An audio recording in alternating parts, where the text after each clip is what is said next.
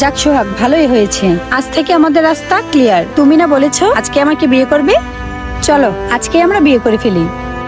ও আচ্ছা, তাহলে এই কাহিনী। তুই স্বামী রেখা আমার সাথে সম্পর্ক করতেছিস, এই জন্যই বলতি যে এখন বিয়ে করব না, 1 বছর পরে বিয়ে করব। এটাই ছিল তোর সেই সমস্যা না? আর তোর স্বামী যা বলছে সেটাই ঠিক। তুই টাকার লোভে আমার সাথে সম্পর্ক করছিস, তাই না? তোর কাছে টাকাই অনেক বড়, তোর কাছে সম্পর্কের কোনো দাম নেই। কালকে যদি আমার কাছে টাকা না থাকে, তোর স্বামীর মতো তো আমাকে ছেড়ে যাবি, তাই না? আচ্ছা ঠিক আছে, তোর যেহেতু টাকার সাথে এত সম্পর্ক, এই নে ধর, তোর কত টাকা লাগবে বল আমাকে, তুই টাকা নিয়েই সুখে থাক। ভুলেও আজকের পর থেকে আমার সাথে যোগাযোগ করার চেষ্টা করবি না, কথাটা জানি মনে থাকে। হাই আল্লাহ, এটা আমি কি করলাম? এইগুলো হারালাম, ওইগুলো হারালাম।